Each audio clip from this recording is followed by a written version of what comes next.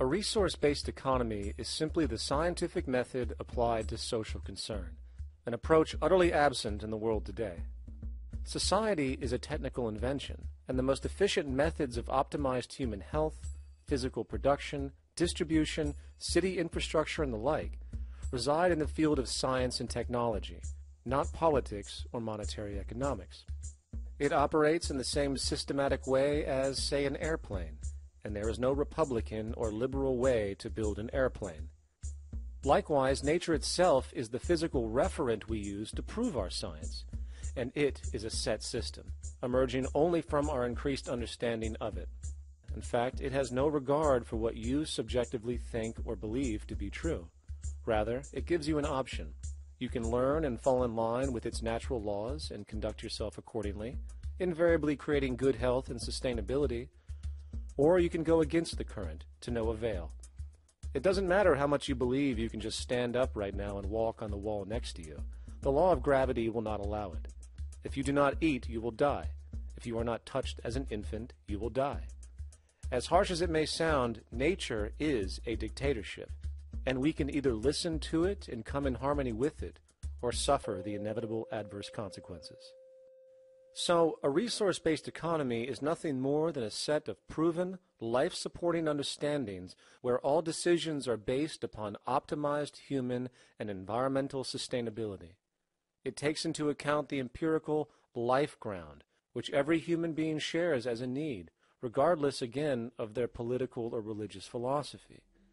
There is no cultural relativism to this approach. It isn't a matter of opinion.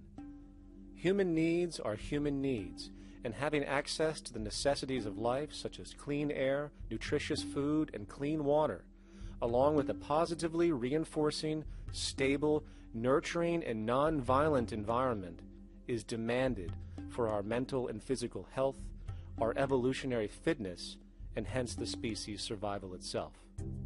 A resource-based economy would be based upon available resources. You can't just bring a lot of people to an island or build a city of 50,000 people without having access to the necessities of life. So when I use the term a comprehensive systems approach, I'm talking about doing an inventory of the area first and determining what that area can supply, not just architectural approach, not just design approach, but design must be based on all of the requirements to enhance human life. And that's what I mean by an integrated way of thinking. Food, clothing, shelter, warmth, love, all those things are necessary.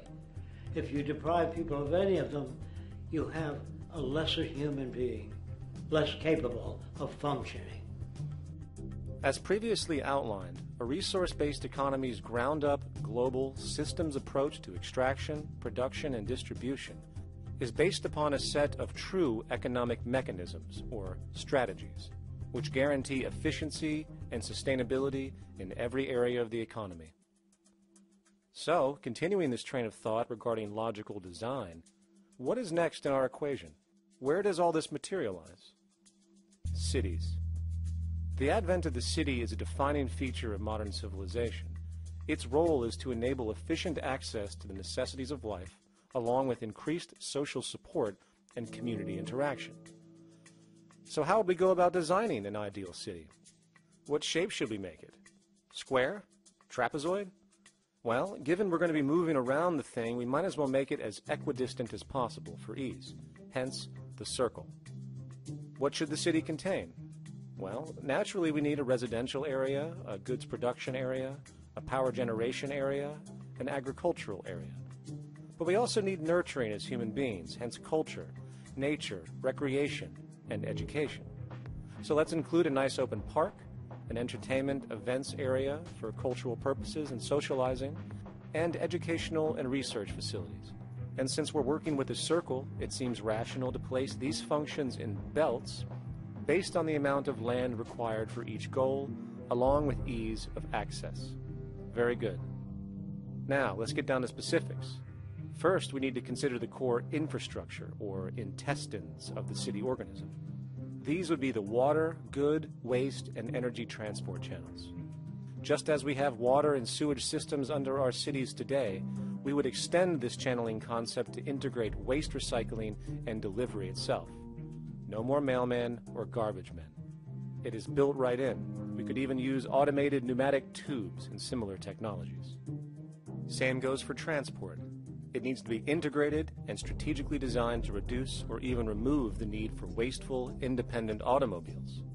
Electric trams, conveyors, transveyors, and maglevs, which can take you virtually anywhere in the city, even up and down, along with connecting you to other cities as well. And of course, in the event an automobile is required, it is automated by satellite for safety and integrity. In fact, this automation technology is in working order right now.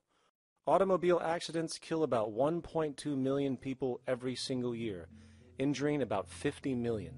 This is absurd and doesn't have to occur. Between efficient city design and automated driverless cars, this death toll can be virtually eliminated. Agriculture.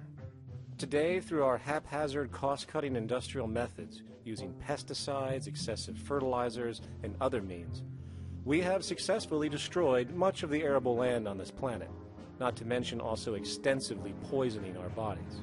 In fact, industrial and agricultural chemical toxins now show up in virtually every human being tested, including infants. Fortunately, there is a glaring alternative: the soilless mediums of hydroponics and aeroponics, which also reduce nutrient and water requirements by up to 75% of our current usage. Food can now be organically grown on an industrial scale in enclosed vertical farms, such as in 50-story, 1-acre plots, virtually eliminating the need for pesticides and hydrocarbons in general. This is the future of industrial food cultivation: efficient, clean, and abundant. So, such advanced systems would be, in part, what comprise our agricultural belt, producing all the food required for the entire city's population, with no need to import anything from the outside, saving time, waste, and energy. And speaking of energy, the energy belt would work in a systems approach to extract electricity from our abundant renewable mediums, specifically wind, solar, geothermal, and heat differentials, and if near water potentials, tidal and wave power. To avoid intermittency and make sure a positive net energy return occurs, these mediums would operate in an integrated system, powering each other when needed, while storing excessive energy to large supercapacitors under the ground, so nothing can go to waste. And not only does the city power itself, particular structures will also power independently and generate electricity through photovoltaic paints, structural pressure transducers, the thermocouple effect, and other current but underutilized technologies. But of course, this begs the question: how does this technology and goods in general get created in the first place? This brings us to production. The industrial belt, apart from having hospitals and the like, would be the hub of factory production. Completely localized overall, it would of course obtain raw materials by way of the global resource management system just discussed, with demand being generated by the population of the city itself. As far as the mechanics of production, we need to discuss a new, powerful phenomenon which was sparked very recently in human history and is on pace to changing everything. It's called mechanization, or the automation of labor. Well, if you look around you, you'll notice that almost everything that we use today is built automatically. Your shoes, your clothes, your home appliances, your car, and so on, they are all built by machines in an automatic way. Can we say that the society has not been influenced by these major technological advancements? Of course not. These systems really dictate new structures and new needs, and they make a lot of other things obsolete. So we've been going up in the development and use of technology in an exponential way. So definitely automation is going to continue. You cannot stop technologies that just make sense. Labor automation through technology is at the bottom of every major social transformation in human history. From the agricultural revolution and the invention of the plow, to the Industrial Revolution and the invention of the powered machine, to the information age we live in now through essentially the invention of advanced electronics and computers. And with regard to advanced production methods today, mechanization is now evolving on its own, moving away from the traditional method of assembling component parts into a configuration into an advanced method of creating entire products in one single process. Like most engineers, I'm fascinated by biology because it's so full of examples of extraordinary pieces of engineering. And absolutely, what biology is the study of things that copy themselves. Of course, that's good a definition of life as we've got. Again, as an engineer, I've always been intrigued by the idea of machines that would copy themselves. RepRap is a three-dimensional printer. That's to say, it's a printer that you plug into a computer, and instead of making two-dimensional sheets of paper with patterns on, it makes real, physical, three-dimensional objects. Now, there's nothing new about that. 3D printers have been around for about 30 years. Big thing about RepRap is that it prints most of its own parts. So if you've got one, you can make another one and give it to a friend, as well as being able to print lots of useful things. From the simple printing of basic household goods in your home to the printing of an entire automobile body in one swoop, advanced automated 3D printing now has the potential to transform virtually every field of production, including home construction. Contour crafting is actually a fabrication technology, the so-called 3D printing, when you directly build a 3D object from a computer model. Using contour crafting, it will be possible to build a 2,000 square foot home entirely by the machine in one day. The reason that people are interested in automating construction is that it really brings a lot of benefits. For example, construction is pretty labor intensive, and although it provides job for a sector of the society, it also has issues and complications. For example, construction is the most dangerous job that there is. It is worse than mining and agriculture. It has got the highest level of fatality almost in every country. Another issue is the waste. An average home in the United States has 3 to 7 tons of waste. So this is huge if we look at the impact of construction and knowing that about 40% of all materials in the world are used in construction. So big waste of energy and resources and big damage to the environment as well. Making homes using hammers and nails and wood with the state-of-art technology today is really absurd and will go the way of our labor class in regards to manufacturing in the United States. Recently, there was a study by economist David Autor of MIT that states that our middle class is obsolete and being replaced by automation. Quite simply, mechanization is more productive, efficient, and sustainable than human labor in virtually every sector of the economy today. Machines do not need vacations, breaks, insurance, pensions, and they can work 24 hours a day every day. The output potential and accuracy compared to human labor is unmatched. The bottom line, repetitive human labor is becoming obsolete and impractical across the world, and the unemployment you see around you today is fundamentally the result of this evolution of efficiency in technology.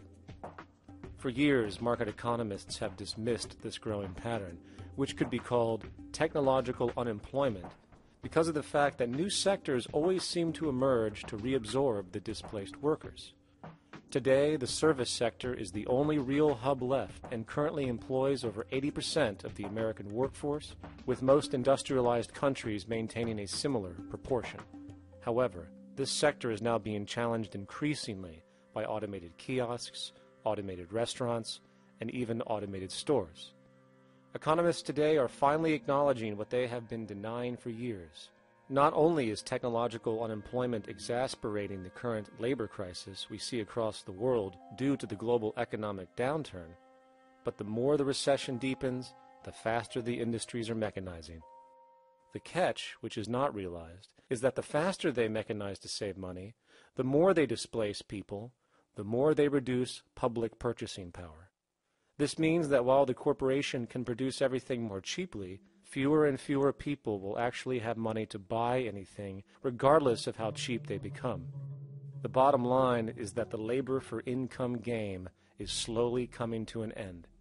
In fact, if you take a moment to reflect on the jobs which are in existence today, which automation could take over right now if applied, 75% of the global workforce could be replaced by mechanization tomorrow. And this is why, in a resource-based economy, there is no monetary market system, no money at all, for there is no need. A resource-based economy recognizes the efficiency of mechanization and accepts it for what it offers. It doesn't fight it like we do today. Why? Because it is irresponsible not to, given any interest in efficiency and sustainability. And this brings us back to our city system. In the center is the central dome, which not only houses the educational facilities and transportation hub, it also hosts the mainframe that runs the city's technical operations. The city is, in fact, one big automated machine. It has sensors in all technical belts to track the progress of agriculture, energy gathering, production, distribution, and the like. Now, would people be needed to oversee these operations in the event of a malfunction or the like? Most probably yes, but that number would decrease over time as improvements continue. However, as of today, maybe 3% of the city population would be needed for this job when you break it down. And I can assure you that in an economic system which is actually designed to take care of you and secure your well-being, without you having to submit to a private dictatorship on a daily basis, usually to a job that is either technically unnecessary or socially pointless, while often struggling with debt that doesn't exist just to make ends meet, I guarantee you people will volunteer their time left and right to maintain and improve a system that actually takes care of them. And coupled with this issue of incentive comes the common assumption that if there isn't some external pressure for one to work for a living, people will just sit around, do nothing, and turn into fat, lazy blobs. This is nonsense. The labor system we have today is in fact the generator of laziness, not a result